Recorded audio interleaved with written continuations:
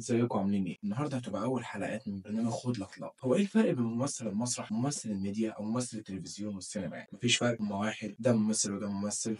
مش كده يا صديقي، الاتنين مش واحد، والاتنين طريقة شغلهم مش واحدة. في فرق كبير قوي بين ممثل المسرح وممثل التلفزيون وممثل الميديا.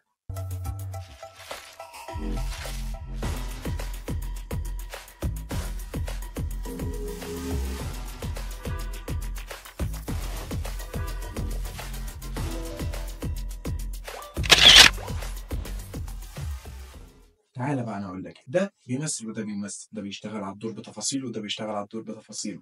بس النقطة كلها انت ازاي في ان انت تبقى بتقدم شخصية او كاركتر، او بتوصل معلومة او رسالة من خلال موقف معين بتحكيه قدام 200 ألف واحد خلال شاشة تلفزيون محدش فيهم شايفك، وفي مخرج قاعد وشايفك بيقول لك ستوب، عيد ستوب، هنا في مشكلة، هنا ده كويس، خلي ده، يلا اللي بعده. بتعرف تعيد مرة واثنين وثلاثة. وبعدين ممثل بيقف على خشبة المسرح قدام خلينا نقول مئات الناس، وفي بعض الأحيان بتوصل لآلاف الناس. إزاي يقدر يسترسل ويقدر يبدع ويقدر يخلي الشخص اللي قاعد قدامه يصدق الموضوع ده؟ سهلة؟ مش سهلة. وأنت بتصور فيلم أو أنت بتصور مسلسل قدام كاميرا، أو أنت وقفتك كممثل قدام كاميرا، بتعتمد على رياكشن وشك، بتعتمد أنا إمتى بدي تعبير معين، بدي نظرة معينة. في المسرح ده مش مهم، تعبير الوش مش دايما بتبقى ضرورية. الفكرة كلها إن أنت وأنت واقف على خشبة المسرح بتعتمد على البادي لانجوج كامل، تعتمد على اداء جسمك ككل، لان في ناس بتبقى قاعده في اماكن مش هتقدر تشوف تعبير وشك على طول. انت ممكن تبقى واقف في مواقف معينه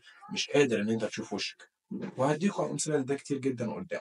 بس انا موضوعي ايه الفرق بين الممثل ده والممثل ده؟ تفتكر ايه الفرق؟ تفتكر ان الممثل اللي متعود يقف قدام كاميرا، متعود يقف مع مخرج يقول له اعمل كذا وما تعملش كذا، اقف بالزاويه ديت، اضاءتك اهي، صوتك اهو، ابدا اشتغل؟ ولا الممثل اللي بيقف على خشبة مسرح وبيبقى في حالة كاملة من الابداع او من الارتجال، المخرج خلاص ملوش كنترول عليه، لان المخرج مش هيبقى جاي لك ساعة العرض ده وقت ما الناس قاعدة بتتفرج يقول لك لا عيب، ده مش هيحصل، ده مش هيبقى موجود. فانا فيه تفتكر لو الادوار اتبدلت، ممثل التلفزيون او الممثل اللي بيقف قدام كاميرا راح وقف على مسرح، الممثل اللي بيقف على المسرح وقف قدام كاميرا؟ على فكرة في حالات كتير قوي حصل منها كده. ممثلين مسرح كتير جدا جدا جدا جدا جدا في تاريخ الصناعة كلها، من زمان ومن دلوقتي ولسه هيجي كمان، أساسهم وبدأوا من مجال المسرح. زي ما بيقولوا من المنطلق بتاع المسرح أبو الفن، اللي بيقف على المسرح يعرف يعمل أي حاجة، يعرف يطلع نار من بقه زي ما بيقولوا يا صديقي. هحكي لك كام حدوته حلوين قوي يعجبوك. زوجة رجل مهم، فيلم العظيم محمد خان، تمثيل أحمد زكي، ميرفت أمين، ممثلين كتير جدا كانوا معايا عظام. بس أنا هكلمك على مشهد واحد، وهو مشهد النهاية، مشهد قتل أحمد زكي أو هو الضابط هشام لمراته منى أو ميرفت أمين، المشهد اللي هو كان قاتل فيها والده وخلاص هو بيقتلها في الفينال. محمد خان هنا طلب من أحمد زكي طلب هو مشروع لممثل شاطر، هو اديني دبل رياكشن، اديني ردة فعل معينة، عايز رياكشن غضب بعد ما تضرب، عايز رياكشن حزن عشان يبين للحالة النفسية اللي وصل ليها الشخص ده، الشخص اللي متعود على السلطة، الشخص اللي متعود ان هو يدي اوامر، الحالة اللي وصل بيه ان هو محبوس في بيته والشرطة جاية تقبض عليه هو بعد ما كان هو اللي بيحقق، هو اللي بيتحقق معاه. حالة نفسية صعبة جدا ان اي ممثل يقدر يوصل. بس احمد زكي فاجئنا كلنا، احمد زكي عمل اللي محدش تخيل ان هو ممكن يحصل. احمد زكي نفذ المشهد، محمد خان قعد ورا مونيتور، الاكشن، عمل الحركة المطلوبة، بس زود تريك. احمد زكي خلى نص وشه ده غضب والنص التاني حزن في نفس اللحظة. تخيل معايا كده صديقي، واحد مسيطر على وشه السيطرة الكاملة لدرجة إن خلى بس نص وشه يعمل رياكشن والنص التاني يعمل رياكشن. الموضوع ده احنا عرفناه على لسان ميرفت أمين بعد كده في تصريحاته في لقاءات قديمة، وعلى المخرج المرحوم الله يرحمه أستاذ محمد خان. في حدوتة حلوة جدا وجميلة جدا لفيلم الأرض، يوسف شاهين، هو في رأيي الشخصي من أحسن 10 مخرجين عالميين، مش بس في مصر، مش بس في الوطن العربي، مش بس في القارة بتاعتنا هنا، لا هو في العالم. يوسف شاهين مخرج حرفيا عمل حاجة من ولا حاجة بجد، ومش عشان جوايز، مش عشان افلام.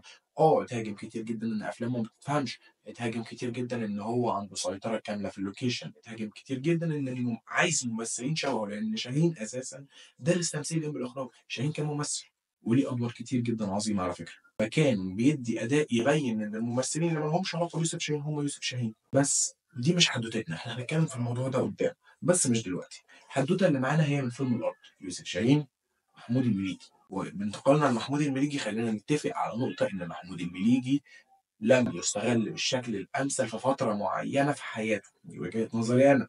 أعتقد إن في كتير كمان متفقين معايا. محمود المليجي جات عليه فترة كان المفروض يتم استغلاله بشكل أكبر من كده بكتير وتم طمسه، أو كلمة تقيلة أوي خلينا نقول إن هو ما اشتغلش كتير للأسباب الكتيرة، أسباب إنتاجية، أسباب إخراجية، أسباب نجوم صف أول أو نجوم صف تاني، أيا كان ده مش موضوعنا. خلينا نتفق على الموضوع اللي كان فيه المشكلة. الموضوع اللي كان فيه المشكلة في مشهد هو مطلوب من محمود المليجي إن هو شخص هيديله فلوس وهو مزارع عشان يسيب أرضه، في حالة من الانكسار، في حالة نفسية صعبة جدا، وهي بتوصل لدرجة إن أنا خلاص الحاجة اللي أنا بحبها جدا أنا مش عارف أعمل معاها إيه وهي بتضيع، فأنا وصلت الليفل إن خلاص مفيش حاجة بإيدي أعملها. فبتبدأ لحظة الانكسار إن بعد ما الكل بيمشي هو بيبدأ يبكي، وهنا كانت مشكلة المشهد دوت. يعني ماسك الكاميرا أو الكاميرا مان داخل كلوزن على وش محمود المليجي عشان شاهين يلقط الرغرغة اللي في العين، يلقط الدمعة اللي قبل ما تنزل دي، هو عايز دي. بس المشهد ده اتصور بدل المرة 3 وسط غضب كبير كبير جدا من يوسف شاهين، لأن المشهد اتعاد بدل المرة مرتين، بدل مرتين 3 مرات. بس نقف هنا لحظة، ازاي محمود المليجي قدر ال3 مرات يأدي المشهد بالطريقة المطلوبة لشاهين اللي هو، خلينا متفقين شاهين مخرج صعب جدا وبيدير اللوكيشن بتاعه بطريقة صعبة جدا جدا وبضغط نفسي مش طبيعي، ما كانش اي حد يقدر يستحمل الشغل مع شاهين.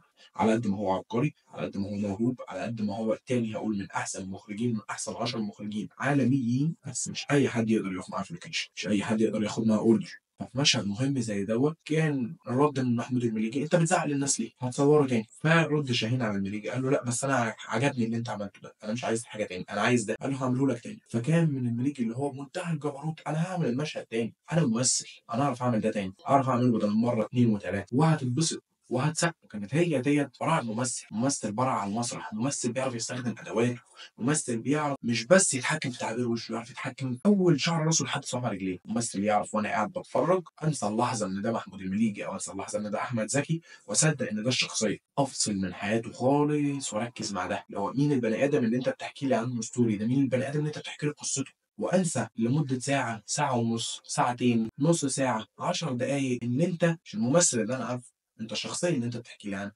هو ده جمال السينما، هو ده جمال المسرح، هو ده جمال التمثيل عموما، هو ده جمال المنظومه دي كلها. اتمنى اكون كنت خفيف عليك، مش هنطول على بعضينا النهارده، اللي جاي كتير. احنا قعدنا نرغي كتير قوي وانت ما تعرفش انا مين اساسا وانا بعمل ايه ولا ايه اللي انا بقوله ده. ده برنامج بسيط قوي، خد لك لقطه زي ما بيقولوا.